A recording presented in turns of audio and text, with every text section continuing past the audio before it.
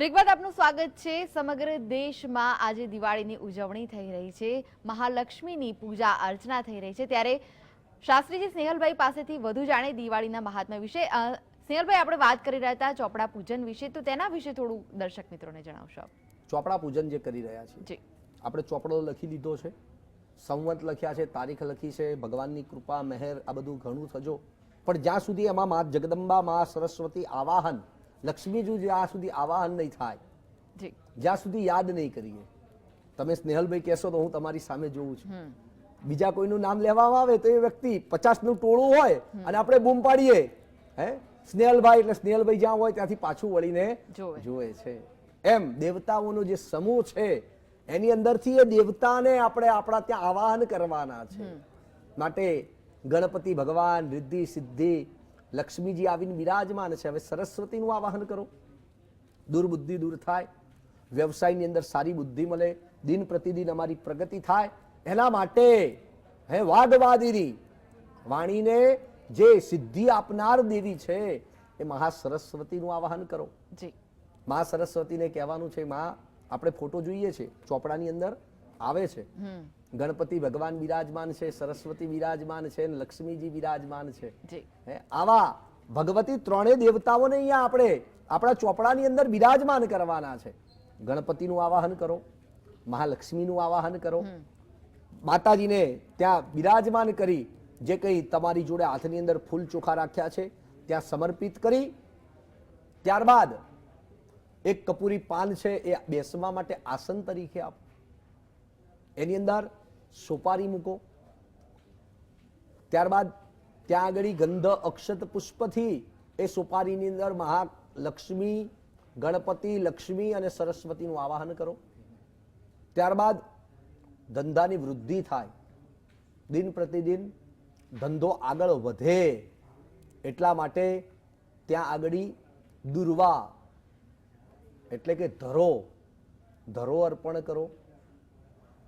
ધંધાની અંદર શુભ અને સારા ફળ મળે એટલા માટે ચોળી મૂકવામાં આવે છે, ચોળી અર્પણ કરો। ત્યારબાદ કોઠીમડું, કાબરચિત્રું કોઠીમડું હોય છે, એ કોઠુંબડું ચડાવો। ઘણા બધા પ્રશ્ન પૂછે, શાસ્ત્રી કે કોઠીમડું ચડાવવાનો શું મતલબ છે? તો ધંધાની અંદર ધંધો એક જીવનની અંદર ઉતરાવ ચડાવ, ઘડીકની અંદર રંગ બદલ્યા જ કરશે।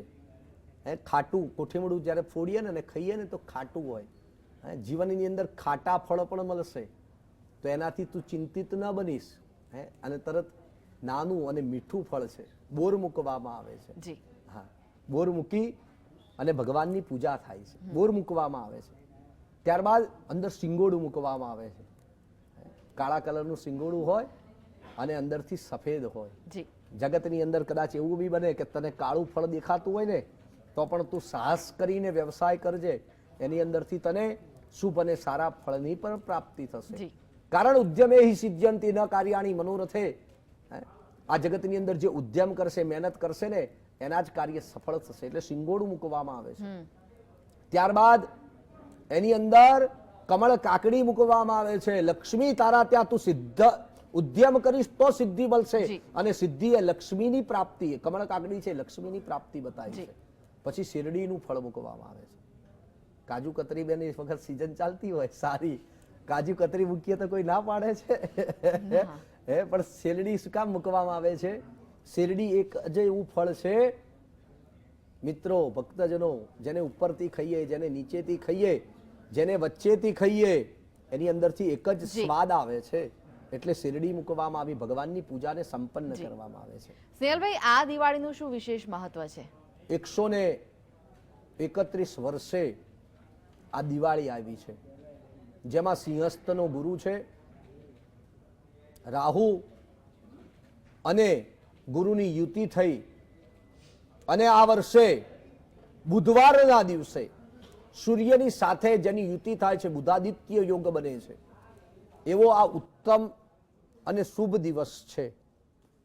માટે આ દિવાળીના રોજ બુધાદિત્ય યોગના દિવસે જે કોઈ વ્યક્તિઓ આ વિધિ વિધાનથી, શાસ્ત્રના નિયમથી અને શ્રદ્ધા ભક્તિ અને શક્તિ સાથે જે કોઈ આ દિવસે માં સરસ્વતીનું આવાહન કરશે, માં લક્ષ્મીનું આવાહન કરશે, એના જીવનની અંદર સારી બુદ્ધિ, સારી લક્ષ્મી, સર્વ પ્રકારના વિઘ્નો ગણપતિ ભગવાન દૂર કરી સર્વ પ્રકારની શક્તિ મહાકાલીની કૃપાથી એના ત્યાં પ્રાપ્ત થશે. માટે તમે જે કંઈ પૂજા અર્ચના જે કંઈ કરો, ગુરુ સિંહનો બની જાય છે. બુધવારના દિવસે દિવાળી છે, તેથી બુધાદિત્ય યોગ પણ બને છે. સિંહસ્થનો ગુરુ છે, જે 131 વર્ષે આ યોગ બની રહ્યો છે. જી અને ગુરુ સિંહસ્થનો છે, રાહુ કન્યા રાશિનો છે, એટલે રાહુનું ફળ છે એ ઓછું થાય છે. માટે 131 વર્ષે આ યોગ બન્યો છે. અને જે કોઈ વ્યક્તિઓ આ દિવાળીના દિવસે શ્રદ્ધા, ભક્તિ, શક્તિ સાથે આ પૂજા અર્ચના કરશે ને એને શુભ અને સારા ફળ અવશ્ય મળશે. જી સ્નેહલભાઈ, દિવાળીના દિવસે શેનું દાન કરવું જોઈએ? દિવાળીના દિવસે ઘણા બધા દાન બતાવ્યા છે. ભૂખ્યાને અન્નદાન કીધું છે, ગાયોને ઘાસચારો કીધો છે, અને આ બધાથી શ્રેષ્ઠમાં શ્રેષ્ઠ દાન દિવાળીના દિવસે રાત્રિએ ચોથા પ્રહરની અંદર દીપદાન, નદી, તળાવ, વાવની અંદર, નદીની અંદર કેટલાય આપણે જશો ને નદીએ તો આપને જોવા મળશે, નદીએ કેટલાય છે ને એના પિતૃઓની પાછળ દીપદાન કરવા આવ્યા હોય છે. દીવાઓ પ્રગટાવી નદીની અંદર વહેતા મૂકે છે. કારણ પિતૃઓની કૃપાથી 3 પ્રકારના સુખ, 3 પ્રકારના સુખોની પ્રાપ્તિ થાય છે. સંતતિ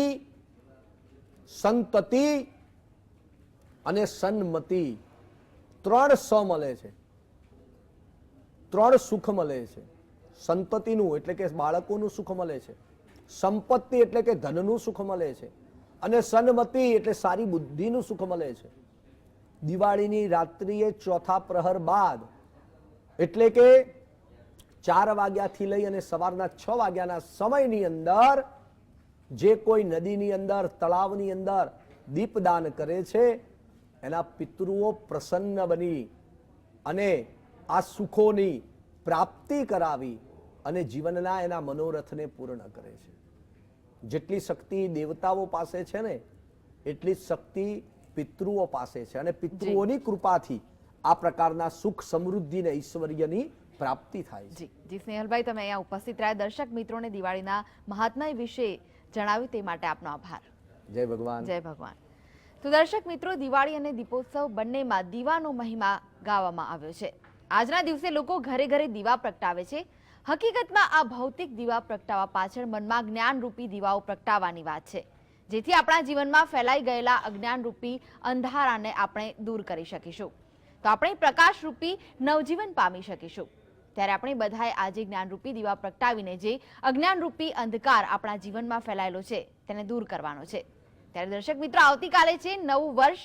શું છે નવા વર્ષનું મહાત્મય અને કઈ કથા જોડાયેલી છે નવા વર્ષની ઉજવણી પાછળ, જાણીશું. અત્યારે મને રજા આપશો. નમસ્કાર.